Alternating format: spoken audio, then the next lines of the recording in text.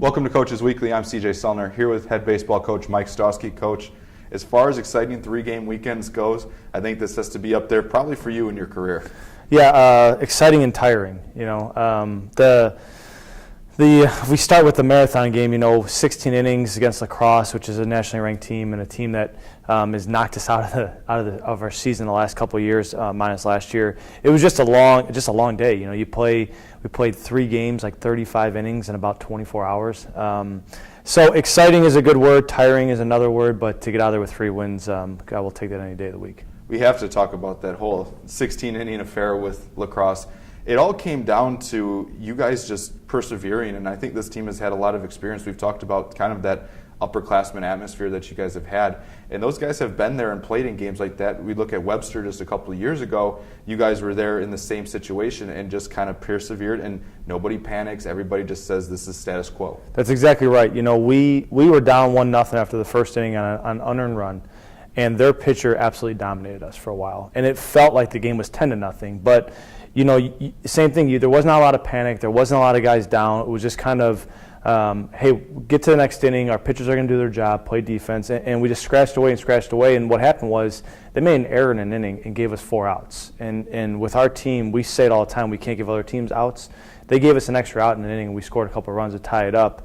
And then, it was just a matter of will. It was every pitch mattered after that, and it just came down to who's going to get the big hit, and Keegan Tyrell got the really big hit. Keegan Tyrell had the big hit, but I think the real hero there is Mike Formella, just completely dominating when he came in to get you guys the opportunity inning after inning to get back to swinging the bats. Yeah, and it really is impressive because, if you go into the game in the 6th inning, you got kind of 3 innings for your offense to kind of keep you in the game.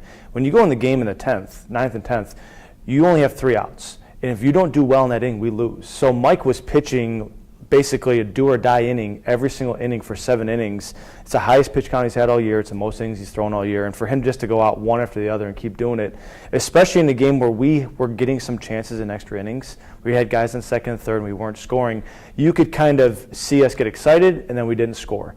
And Mike went out there and didn't care. He just, I'll shove and I'll come back and we're going to score next inning. And he did it for us. And our bullpen, Keegan with the big home run, obviously he's going to make the headlines, but our bullpen was the story that day. Yeah, Keegan hitting that thing. What was the euphoria like in the dugout? And then for you guys to also take that and be able to get back up and get the offense rolling again in Game 2, I think is something that will never be really talked about. But I think that's a big point of emphasis that you guys could have easily taken a step back. Yeah, I think when the ball was hit, and I knew it off the bat, I think I said, thank goodness, even before it went over the fence, just because it was that finally we broke through. And then the second game, obviously it would be very hard for La Crosse to stay up. They just lost a 16-inning game that they were winning most of the game.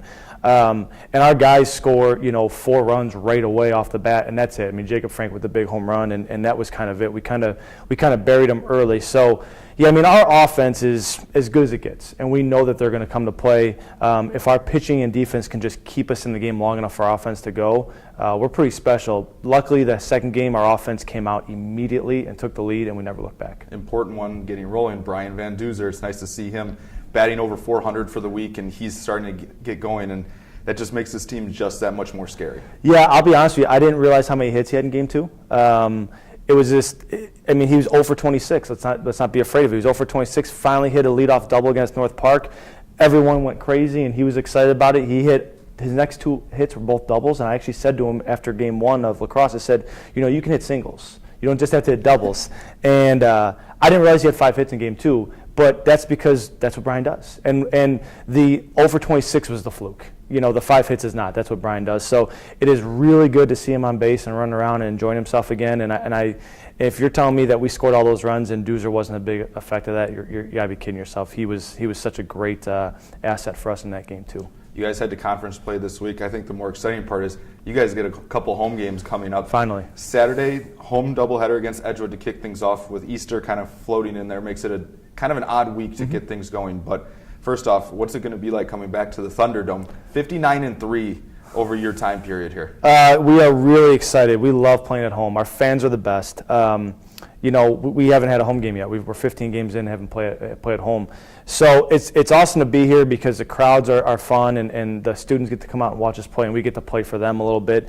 And plus, it's like you said, I mean, we don't lose at home, and we're going to start with a really tough opponent in Edgewood, and but it's really tough to beat us at home. And I think that our guys are ready for that, and they're excited. They get to practice on the field all week, and we don't have to worry about getting on a bus on Friday or anything like that. And I think just protecting our home field is kind of the idea this week going into practice. We look forward to seeing you guys back on the field. Cougars take to the field at home on Saturday, then they head on the road on Monday after the Easter holiday. You can find all the live links for stats and video for the home games at cucougars.com.